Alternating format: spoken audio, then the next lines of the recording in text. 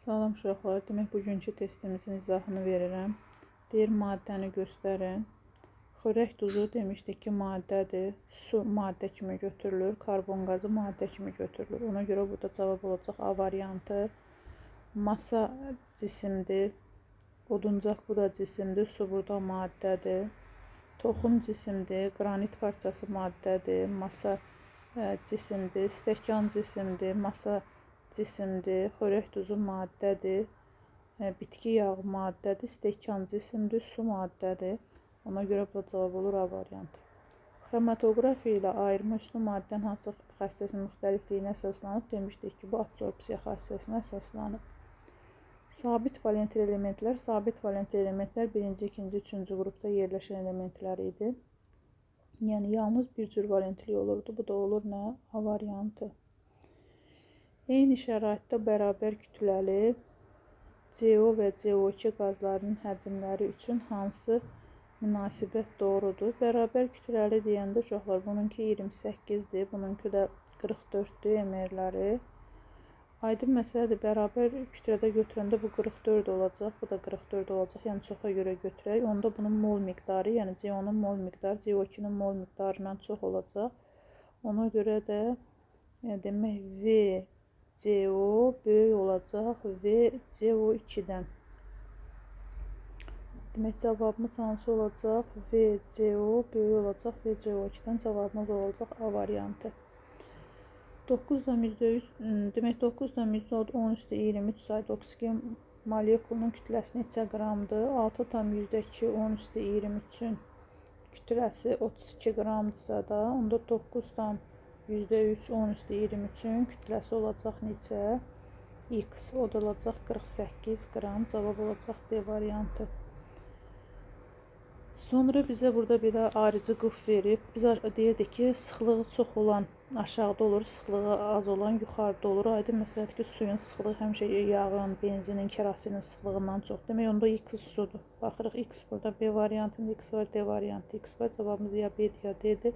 Y duz ola bilməz, Y ola bilər yağ. Çünki ayrıcı qıfda biz demək, emulsiyaları ayırırdıq da, bir-birində həll olmayan mayelər. Ona görə cavabımız olur D variantı. Əvəz etmə reaksiyası deyirdik ki, biri bəsit, biri mürəkkəb maddə olmalıdır. Ona görə cavabımız olur D variantı. Dəmir bəsit, demir sulfat isə mürəkkəb maddədir. Kükürt reaksiyasına 112 qram dəmir daxil olmuşsa, hansı mol miqdarında ferrimes alınmışdır? Kükürtlə dəmir birin birə nisbətində reaksiya daxil olur və 1 molda ferrimes 2 alınır. Dəmirin emeri 56-dır. 56-dan 1 mol alınırsa, 112-dən də nə olacaq? X o da olacaq 2 mol. Cavabımız olacaq Y variantı. Normal şəraitdə sıxlığı 2,5 qram olan hər hansı bir maddə deyir, yəqin burada onu nəsə bir söz ötürüb. Normal şəraitdə sıxlığı 2,5 qram olan maddənin olar, maddə götürək və yaxud da qazın ola bilər, bu qaz ola bilər. 0,5 molun kütləsi neçə qramdır? Demək, M bərabərdir rho V düsturundan 2,5-i vururuq 22,4-ü, o da eləyir neçə? 56. Yəni 1 mol 56 qramdır. Bu 0,5 mol nədir? X o da eləyəcək 28 qram. Cavab olacaq C variantı. Hadisələri göstərin. Bizdən kimyəvi hadisəni soruşur. Dəmirin paslanmasının ağacın yanması nədir? Kimyəvi hadisədir. AB birləşməsinin 0,5 molunda cəmi neçə atom var? 6,2 10⁻23 vurulsun 4 olanda, yəni 4 atom olanda bu maddənin kütləsi 1 moldur. Onda 0,25 olanda nədir? X. 0,25 o da eləyəcək, X də eləyəcək 6,2 10⁻23 D variantı. Maqnezium O birləşməsində maqnezium kütlə payını hesablayın. Maqneziumun emeri 24, oksigenin də 16-dır. Ayrı daha doğrusu. Onda maddənin emeri olur 40. 24-ü də 40-a bölüb 100-ə vursaq, o da eləyəcək 60%. 8 qram oksigen tam yandıqda 1144 kilojul enerji ayrılır. Demək, bunun yanma tənliyini yazırıq. 4 qram yananda x alınır. 8 qram yananda da 1144. X də bərabər olacaq 572-yə. Demək, cavabımız olacaq nə? B variantı. Kükürdün yanmasının termokimyəvi tənliyidir. Bunun kimidir? 891 kilojul sterilizatsiya neçə qram oksigen reaksiya daxil olub. Burada baxırıq uşaqlar. 22,4 litr oksigen reaksiya daxil olanda 297-dir. Onda 891 olanda da x olacaq, o da olacaq 67,2 litr. Qramla istəyir bizdən. Onda 32 qram olanda, 32 olanda 297-dirsə, 891 olanda x o da eləyəcək neçə qram? 96 qram. Bu məsələdə səhvlik var. Ona görə də bu məsələdə cavab söz yoxdur, nəsə söz itibdir. Demək, 300 qram 45% məhlula, 300 qram 15% məhlula, 300-ün 15%-ni tapsaq 45 qram maddə eləyir. Üzərinə 150 qram su artırılıb. Demişəm ki, əgər su artırırsa, biz artan kütləni yalnız məxrəcə əlavə edirik. Demək, 45 bölünsün 450, o da eləyəcək neçə faiz? 10%. 400 qram doymuş məhlula 80 qram duz var. Duzun həll olunma əmsalını tapın. Demək, 400 qramda 80 qram duz varsa, yəni 320 qramda su var. 300-ə 80-dirsə, 1000-ə də nədir? X.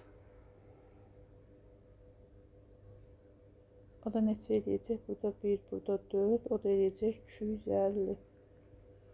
Cavab olacaq B variantı. 250 ml məhlulda 20 qram natrium OH var. Molyar qatılığını istəyir bizdən. 20 qram natrium OH 0,5 mol eləyir. C bərabərdir nü bölünsün V düsturundan 0,5-i bunu da litrə çeviririk. Olur 0,25 litr. O da eləyir. Qatılığı 2-yə bərabər olur. Hər hansı reaksiyada azot 2 oksidin başlanğıc qatılığı 6,5-dir.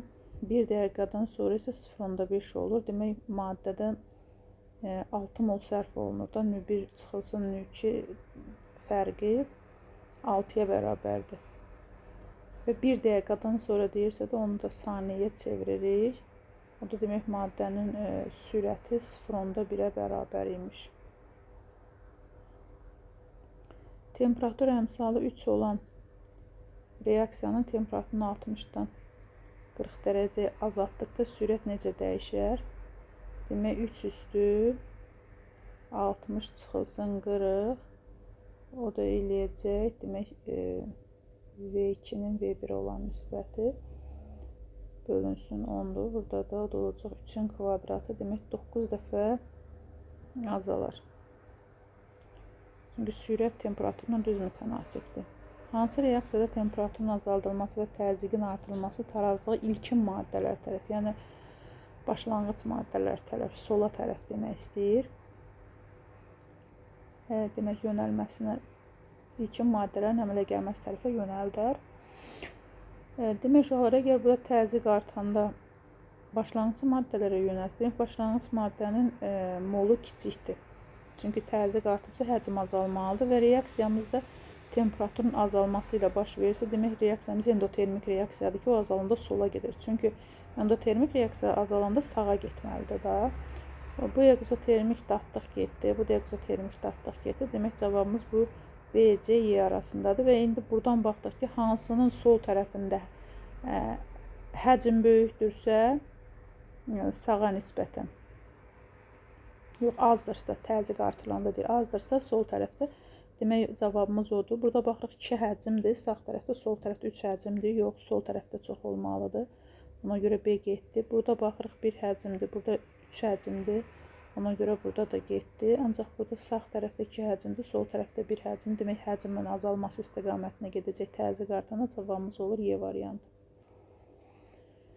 Reaksiya 60 dərəcədə 80 saniyəyə başa çatırsa, demək, tau 1-in Tau2-yə olan nisbəti qamma üstü T2 çıxılsın T1 bölünsün 10'dur. Demək 80 bölünsün. Və deyir 100 dərəcədə neçə saniyə başa çatar? 80 bölünsün x bərabərdir. Temperatur əmsalı 2'dir. 100 çıxılsın 60 bölünsün 10. O da eləyəcək 2/4'ə. 2/4'ümüz də eləyir 16. 80'in 16'ya bölündü. X eləyəcək nə? 5. Sonra deyir qısa elektron formulu. Belə olan elementin dövrü sistemdə mövqeyi, demək 4-cü dövr, 5-ci qrup D olduğu üçün deyirik nə? Əlavə yarım qrup. Xromun qısa elektron formulu uşaqlar demişdik ki, xrom 4s yarım səviyyəsinə nə düşür? 1 elektron düşür. Ona görə də 3D üstü 5, 4s üstü 1 olacaq. O da olacaq A variantı. Dövr daxilində soldan sağa getdikcə metallıq və qeyri-metallıq necə dəyişir? Aydın məsələdir, dövrdə soldan sağa getdikcə metallıq azalır, qeyri-metallıq isə artır. Ona görə cavab elə A variantı olacaq. Demək, X müsbət iyonda elektronların sayı Y iyonda elektronların sayına bərabərdir. Bunun 11 elektronu varmış, birini verib olub 10 elektronun. Deyir, o da Y-in elektronuna bərabər, yəni Y-in 10 elektronu var. 10 elektron olanda da demək 2, 8, o da olur 2S üstü 2, 2P üstü 6, cavab olur B variantı. Hansı birləşmədə həm iyon, həm kovalent rabitə var? Demişdim ki, o birləşmədə həm iyon, həm kovalent rabitə var ki, metaldan başqa qeyri-metallar olsun. Yəni burada bir dənə metal var, 2 dənə müxtəlif qeyri-metal var, bir dənə metal var, 2 dənə müxtəlif qeyri-metal var. Ona görə cavabda A variantı olacaq. Sonra hansı halda molekulaların biri polyar, digəri qeyri-polyardır? Demək, molekul polyar olanda demişik ki, valentliyini tam istifadə eləmir və yaxud istifadə eləsə də eyni elementə istifadə eləmir. Qeyri-polyar kovalent rabitəli maddələr qeyri-polyar olur həmişə. Ona görə burada cavab olacaq A variantı. Hansı iyonlarda donor akseptor mexanizmi üzrə əmələ gəlmiş kovalent rabitə var? Hidroksianim iyonunda, bir də amonium iyonunda donor akseptor rabitəli kovalent rabitə var. Hansı maddə atom kristal qəfəsi əmələ gətirir? Demişdik ki, almaz, qrafit, sonra karbon, bor, silisium, almaz gətirir atom kristal qəfəsi. Deyir, reaksiya tənliyinin əmsalını tapın. Demək, bu müsbət 1-dən müsbət 4-ə gəlir. Müsbət 5-dən, müsbət 1 nədir? Müsbət 5-dən müsbət 4-ə gəlib. Bu 0-dan müsbət 2-yə gəlib. Demək, onda 2 ilə 1 də bizim əmsallarımız. Buraya 2 düşəcək. Burada 1 düşür, 1 yazılmır. Ona görə nitrat turşusunun qarşısına düşəcək 4. Suyun qarşısına da 2 düşəcək. Bu da oksidləşdirici nitrat turşusudur. Və ona görə də onun əmsalını istəyir. O da olur 4. Hansı reaksiya oksidləşmə reduksiya reaksiyasıdır? Demək, 0-dan müsbət 2-yə gəlib, 0-dan mənfi 1-ə gəlib, 0-dan müsbət 2-yə gəlib. Yəni, bu artı oksidləşmə dərəcəsinin dəyişən varsa demişdik ki, oksidləşmə reduksiya reaksiyasıdır. Yəni, 1 oksidləşmə reduksiyası, 2 oksidləşmə reduksiya reaksiyasıdır. 3-də oksidləşmə dərəcəsinin dəyişən yoxdur. 4-də fosfor 0-dan müsbət 5-ə gəlib, bir də olur 4, 1, 2, 4. Y variantı. Birləşməsində deyir, xlorun oksidləşmə dərəcəsini tap. Bunun oksidləşmə dərəcəsi müsbət 2, oksigeninki də mənfi 2-dir. Demək, müsbət 2 üstə gəlinsin. 2 dənə xlorumuz var. Xloru da X-dir. 2X çıxılsın 4 bərabərdir 0-ə. Demək, onda 2X bərabərdir 2-yə, X də bərabərdir nəyə? Müsbət 1-ə. Cavab olur C variantı. Hansı elektrolitlər mərhələli dissosiasiya edir? Demişdik ki, çox əsaslı turşular, çox turşulu əsaslar, turuş duzlar, əsasi duzlar mərhələli dissosiasiya edir. Burada bu 7. İkincisi bu mərhələli dissosiasiya edir. Turuş duzlu, bu da mərhələli dissosiasiya edir. Turuş duzlu, bu da 3 əsaslı turşudur və mərhələli dissosiasiya edəcək. Deyir, iyonların məhlulda hansı iyonlarla qarşılıqlı təsirdə olduğu çöküntü əmələ gətirir? Yəni, bu 4 dənə iyon. Natriumun kalium bilirik heç bir çöküntüsü yoxdur. Kalsiumdan bir də maqneziumdan bunlar birləşəndə çöküntü əmələ gətirəcək. Burada doğru cavab yoxdur uşaqlar. Yəni 2-4-dür cavab. Yəni 2-4 olan cavab yoxdur burada. Hə, üzr istəyirəm. Burada əmələ gəlməz deyirik. Gəlməz deyir. Hansı yollarla qarşı təsirdə çöküntü əmələ gəlməsə 1 ilə 3-dür cavab. Mən çöküntü əmələ gələr oxuyuram. 1-3.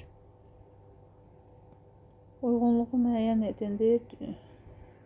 Düzgün hidroliz zamanı yaranan mühit turuş mühit yaranıb. Yəni qüvvətli turşu olmalıdır. Burada C variantında qüvvətli turşudur. Sonra qələvi mühit olmalıdır, qüvvətli əsas olmalıdır. A variantında qüvvətli, B variantında qüvvətli əsasdır, Y variantında demək bu olacaq B, Y. Sonra neytral mühitdə burada hər ikisi zəifdir, burada da hər ikisi zəifdir. Ona görə də A, D də olacaq neytral mühit. Hansı sırada duzların suda məhlulların elektroliz zaman A notda oksigen alınır? A notda oksigen alınır da bir oksigenli duzlarda, bir də florun duzlarının məhlulda oksigen əmələ gəlirdi. O da olacaq A variantı. Yəni burada xlor çıxacaq, burada brom çıxacaq, burada xlor çıxacaq, burada kükürt çıxacaq. Ona görə bu variantlar olmayacaq. Hansı duzun suda məhlulunda əmələ gələn mühit doğru göstərilməyib? Burada əsasi mühitdir, düzdür. Burada turşu qüvvəti, turuş mühitdir, düzdür. Burada hər ikisi zəifdir, neytral mühitdir, düzdür. Burada hər ikisi qüvvətlidir, yenə neytral mühitdir. Bu əsasi yazımına görə səhvdir. Burada isə turuş mühitdir, turşu qüvvətlidir. Ona görə burada düzdür. Cavab olacaq D variantı. Hansı maddənin suda məhlul elektrik cəryanı keçirmir? Biz demişdik ki, saxaroza, glikoza, spirtlər, karbohidrogenlər bunlar ionları dissosiasiya eləmədiyi üçün suda məhlul elektrik cəryanı keçirmir. 200 qram 20% düz məhluluna 120 qram duz əlavə edilərsə məhlulun qatılığını hesablayın. 200 qram 20%-də aydın məsələdir ki, 40 qram duz var idi. 120 qram da duz əlavə edilir. Demişəm, duz əlavə eləndə duzun kütləsinə həm sürətə, həm də məxrəcə əlavə edirik. Və vurulsun 100%. O da bərabərdir. Demək, 160-ı bölsək 320-yə vursaq 100-ə. O da eləyəcək 50%. Demək, cavabımız olacaq nə variantı? Cavab burada yazının altında qalır. D variantı olacaq cavabımız.